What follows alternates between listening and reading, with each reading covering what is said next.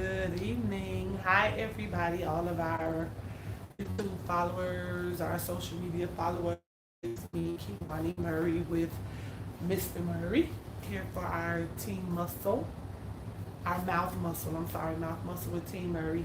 We haven't been with you guys for a minute, but we're here today. First, let me tell y'all, it was Mr. Murray's birthday yesterday. His birthday was yesterday. So I would like for all of our followers to go in the comment section and type a happy birthday. Help me celebrate Mr. Murray. He had a birthday yesterday, so happy birthday, babe. Thank you. Okay, anyway, tonight's topic for our Mouth Muscle with Team Murray, I wanted to talk about second chances. And second chances, because we know we serve a God of second chances and third chances and fifth chances and all that. But I specifically wanted to talk about the fact that it is a second chance for both of us in terms of marriage. This is a second marriage. This is a second marriage for both Mr. Murray and I. So we're going to talk about the fact that we were given a second chance as it relates to love and marriage. And we're going to talk about us. We're not going to talk about our previous spouses, just us. Okay? What did we learn about ourselves from the first marriages? What did we change coming into the second marriage? What have we learned in our second chance? Okay? Okay. So, if you had to say that there was one thing that you did that contributed to the end of your first marriage, something that you felt like was where you would take accountability for it not working, what would you say your one thing would be? Well, that's a loaded question with a loaded answer. There's not a particular thing, but in the end, I have to be held more accountable for a lot of the decisions and the things that did go on. At the end of the day, from my perspective, John C. Maxwell said in the 21 Irrefutable Laws of Leadership that everything rises and falls on leadership. So sometimes because of the lack of leadership, which turns into the lack of vision, which the Bible says, and then probably my lack of presence. Always on the go, somewhere out of town, hither and thither. So I think all of that added into the demise, and so therefore trying to be a little more intentional about being present in the now and not absent. Okay, that's a good answer, and it's good that you were able to see that in you. It was very hard for me to see anything in me in the first marriage, but what I do know that I did, or where I will hold myself accountable for it not lasting forever, was I was, how would I want to say it without it? I was very, I lacked a lot of concern. I don't think that I treated the marriage as important. It was just, it was just a marriage. It wasn't, I didn't feel like it was important. I didn't feel like the duties of a wife were important. I didn't feel like my spouse was important. I kind of had my own thing going on, and what I wanted to do, that's what I did. I didn't feel the need to communicate a lot. I just kind of made my own decisions and kind of went with whatever it was that I wanted to do. And I think I did that because I just didn't see the marriage as important. And so that is where I feel like I failed that particular marriage. And so I'm just grateful that God has helped us both to grow and to be different people this time around. So I'm glad we got a second chance to find out. Did you think when you got when your first marriage ended, did you think you would marry again? Did it cross your mind, or what did you think? I never was concerned about marrying or remarrying at that time. I've always wanted to try to be, I felt like damage control was the thing I could do best. And what I mean by damage control, at the time a child was born into that union. So the best I could have done, and I thought, was the right thing to do, was just to try to be a better dad to my daughter at the time, because that was the common thing that we had in place. And as everyone knows, the children, and I'm talking about little children, not big children, they're the innocent ones in any breakup of a marriage. In most cases, they suffer the most because they suffer a lot of emotional duress because they don't understand. One minute, mommy and daddy together in the house doing stuff together. Next thing you know, mommy and daddy going to separate rooms. Next thing you know, mommy or daddy is moving out. Right. And so they feel like, what did they do wrong? So I tried to do what I thought was being damage control and trying to be a better parent. So you didn't think about remarriage at all? Like it wasn't even a concern in yours? I didn't say make yes. a decision, yea or nay? No, it never crossed my mind to do or not to do. Like I said, at the time I was just trying to hide some of my hurt into, building my relationship with me and my daughter. Okay. And if it was meant, I was always open. I wasn't closed to it like a lot of people are. Right. Because I was. When I the first situation, I had made up my mind that was it. I was not going to ever remarry. I would just be single and worry about me and not have to feel that type of hurt or disappointment again. I was going to protect my heart. I put up this wall, and like you, I kind of just threw myself into the children. It was like, okay, now I'm just on mommy duty, and that's all I'm worried about, mommy duty. And anybody who marriage was like a no for me at the time. It was like no. And even anybody who wanted to date or come into my life, I had this attitude like, oh, they just got to get in where they fit in. I ain't making no provision for no dating. I'm not going to look in to date nobody. If it happens, it happens, but he gonna have to just fit in to the life that I already have. I'm not, willing to make it happen, because I just didn't want to get married anymore. I just felt like it was just so much to go through all of that. It was just so much, and so I didn't. I was not looking to marry again. But here we are. We made it. We did it. We did it. So now this, I think because I had made up my mind that I did not want to marry again, and I was kind of being about it, real rough about it, I might have made it hard to date. I might have made it hard to date me. I might have, some people say play hard to get. I wouldn't say I was playing hard to get. I just wasn't trying to get got. So I kind of was putting up this wall. Did you find that when we started dating, that I appear hard to date? I really didn't pay attention, to be perfectly honest. You want to tell that story though? You're not gonna tell that story? How we started dating? How you chased me down? How I chased you down? Oh my God! I'm not gonna, some secrets we just gonna be.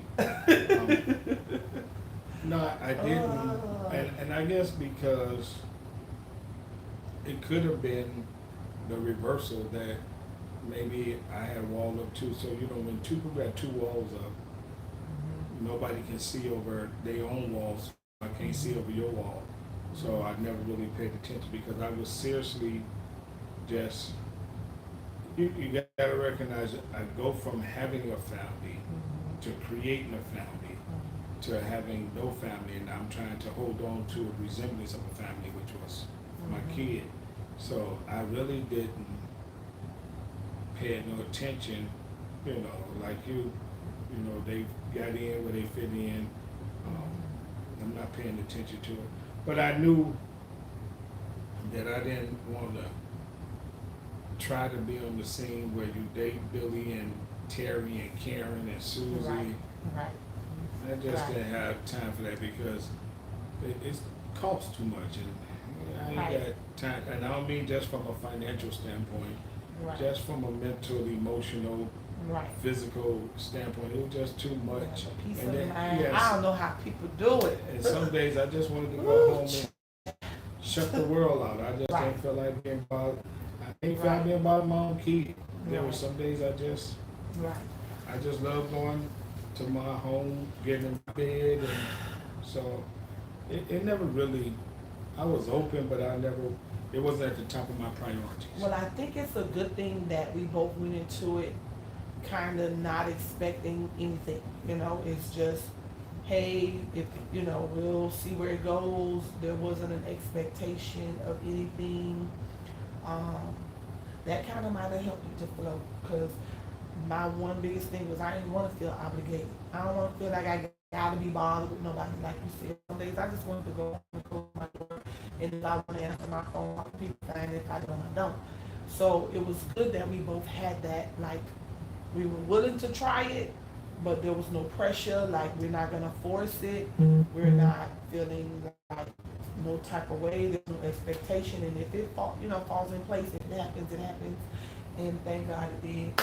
It had, the energy was there, the connect was there, everything kind of worked out. So after having dated, for a while and learning about each other and making the decision to take advantage of our second chance, what would you say was your one thing that you wanted to make sure that you did different in this marriage? What about this marriage have you said, okay, I'm gonna do better in this marriage, in this area.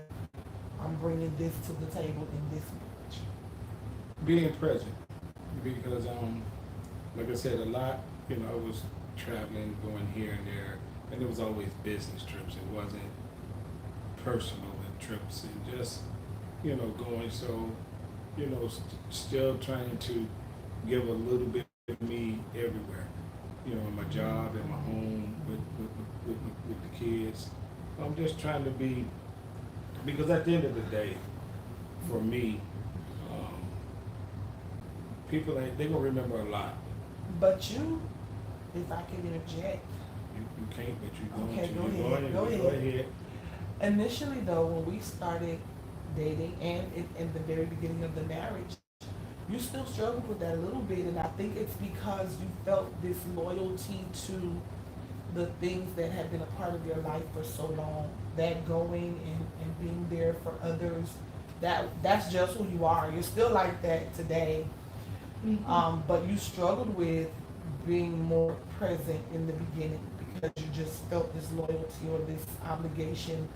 You had given so much of yourself and you were used to that way. So you struggled with that. You wouldn't say you struggled with that, being more home, being more present. You didn't think you struggled with that? I was always happy. I've always been home. No, you weren't. I thought you struggled a little bit. I knew that you were making an effort, but I did see that you struggled a little bit with it. Like you had so much responsibility, and learning to delegate or to release some of that responsibility that really did not necessarily have to be yours. You kind of, I saw where you may have been struggling with that a little bit, but if you say you didn't, then okay, you didn't. I'll take that, but that's not what I saw. And you're much better at it now because you are present now, and I appreciate that. Yeah, right. I do. I love you. I appreciate that you're, honey. That's one of the things that I loved about you, baby. You make me feel so secure, but in order for you to make me feel that way, you have to be present. And that's one of the things I fell in love with, the fact that you always made me feel so secure and so safe. And, so I appreciate that. Now, one of the things that I knew that I needed to do different in this marriage, what I needed to improve on and bring to the table was my ability to make them important. Like I need to verbalize how much I appreciate you. I need to um, make sure that you feel that you're important, that the marriage is important. There were things that I did not do in the first marriage, not because I did not do them or wasn't capable of doing them, but I just didn't do them because I didn't care to do them because I was too busy doing me. I do now. I make it my business to do those things now because I know that they're a part of being a good wife or being a good partner.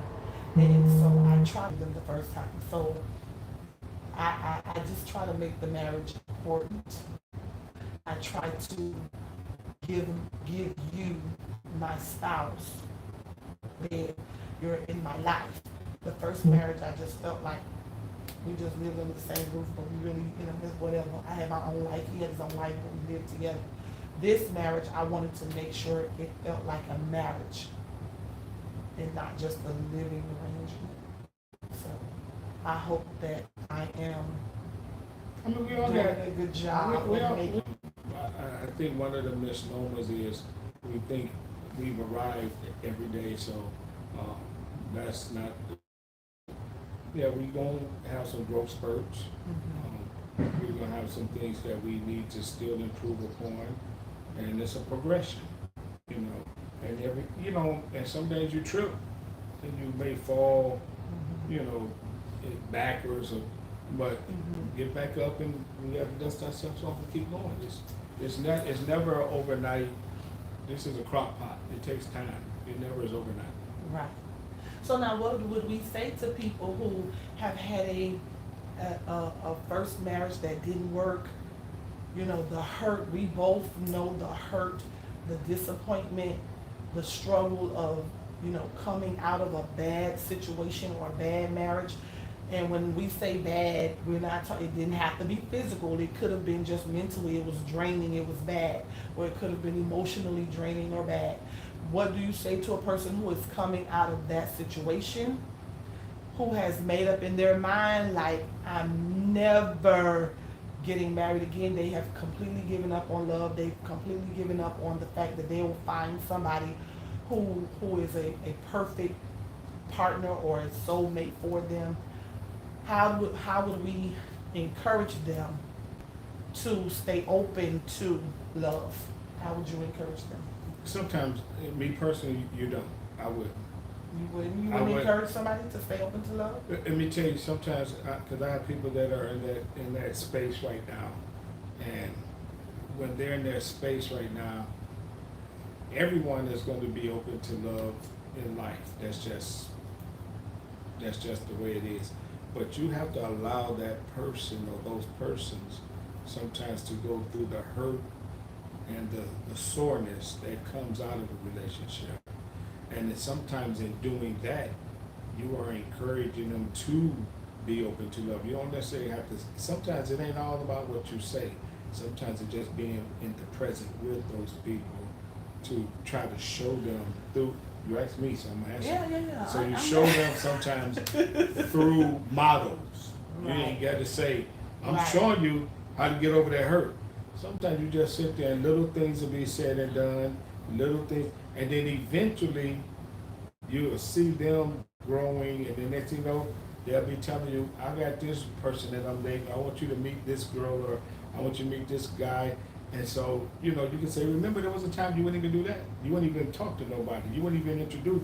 But that shows you how far you've come along. Yeah, but I'm not saying that we have to. You asked me. Right. What? So let me just answer. That's my approach. Okay, because what I do know is that there are some people that they go through a divorce or a bad relationship, whatever, and then they put this wall up and say they're never gonna let their guard down, they're never gonna let anybody in again. Like, period. It's not that I would approach them with the whole, no, you gotta, put the wall down, you gotta let people in. But I would try to encourage them by, letting them know that, first of all, everybody's not the same. Because you had a situation that was bad with the first, the first time around doesn't mean that every person you meet is going to model that situation or that person. Everybody's not a bad person. Everybody's not going to be a bad husband. And then secondly, I would just make sure that they are being mindful of what they contributed to the demise of that situation. So it's not to say I'm gonna beat them across the head and say, no, you gotta love again. You gotta make sure But you that's my open your point. heart up to But that's it. my point. But I'm I would, saying- I would want to encourage them to at least You have to, be honest with themselves about their part and don't judge everybody the same. You can't all, like we like to say, all men are not dogs. We cannot, for women. You hear that, I'm not, because all men dogs. No, they're not. There are some good men out there. There are some men who know how to be a provider and a safe space. There are some men who know how to show intimacy or, communicate. All men are not dogs, and you cannot walk around with that, mentality and think that you're gonna.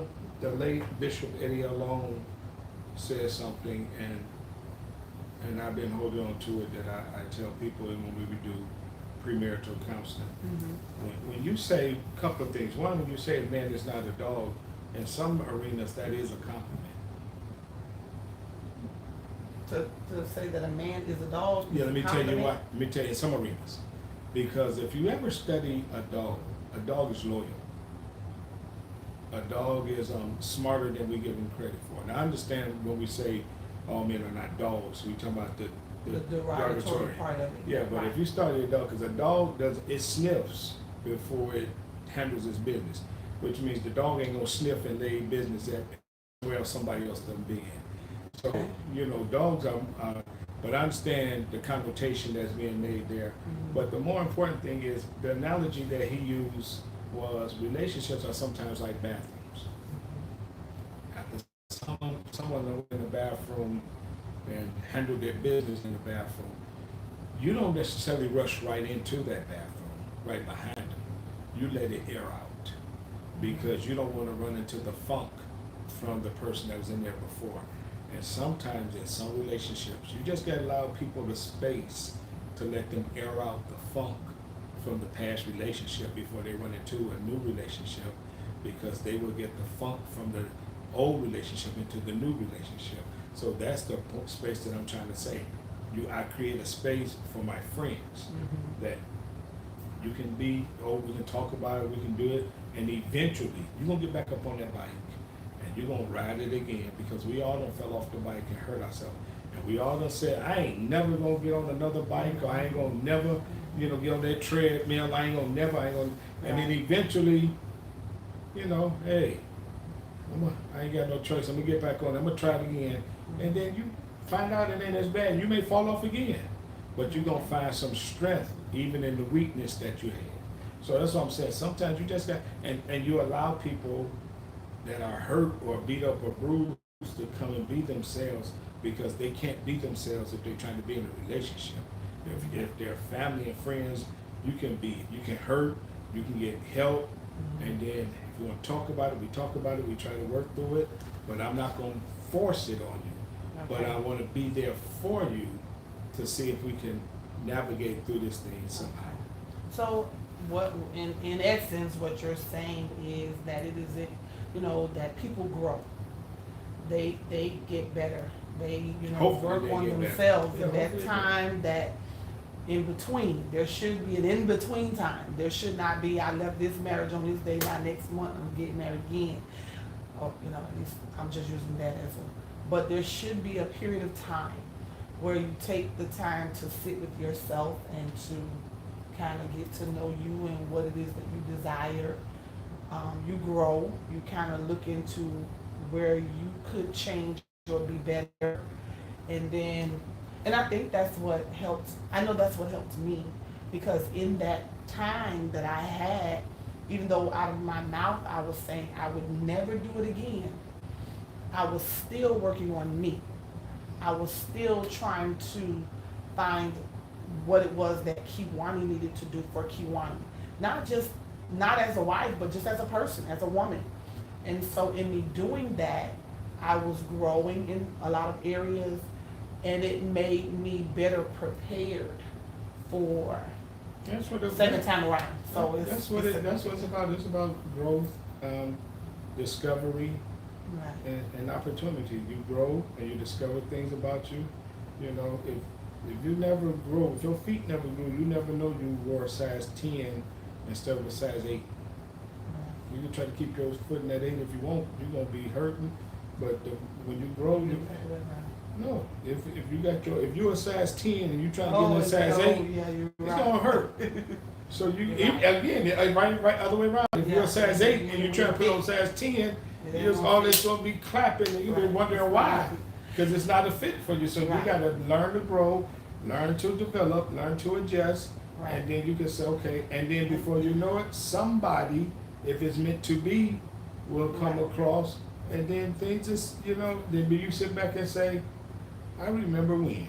Right, because I do that now. I remember when I'm glad that God allowed me to be on 22nd Avenue, and that's all I'm gonna say about that story, so that our paths would cross and that we would, She so was that you sweating me. kind of get the Well, she- benefit well, she wants of the to y'all new to me, know, the new and improved She was me. sweating me and talking about her Sweating car. you, Well, she child. had no air in her car. and Anyway, that's a whole nother story. She was breaking down, trying to That's say, a whole nother story. she I'm needed just, gas. I'm just grateful that and she was that batting her ass. Child, I was And she batting was my doing her ass. stuff. Child. Talking about it's hot. He was sweating me, y'all. It's hot. He was sweating me. It's hot. He was sweating me. Just know that.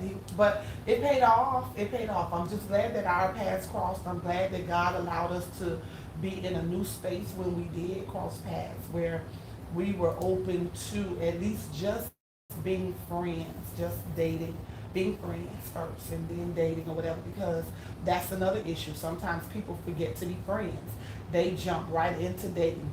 Or we exchanged numbers. He called me a couple of times. We went on some dates, so he my man. As opposed to just being friends. Like, we ain't got to put titles on this thing. Let's just be friends. Let's get to know each other. Like, let's find out if we like some of the same things. And if we don't, okay, what you like? Am I willing to compromise? Can I deal with that? Can I, it's like people just assume that as soon as they exchange energy, they have to be dating. It's got to be exclusive. It's just being you, we're dating. And that's not the case. You should take your time and date. I mean, they call it a relationship. I'm sorry. They call it a relationship. Like, you my man and I'm your woman and that's it. But they forget to date. They forget to be friends first and get to know the person. So I'm glad that thank you, Lord, for giving us a second chance, for giving us the opportunity to cross paths and to desire to be friends.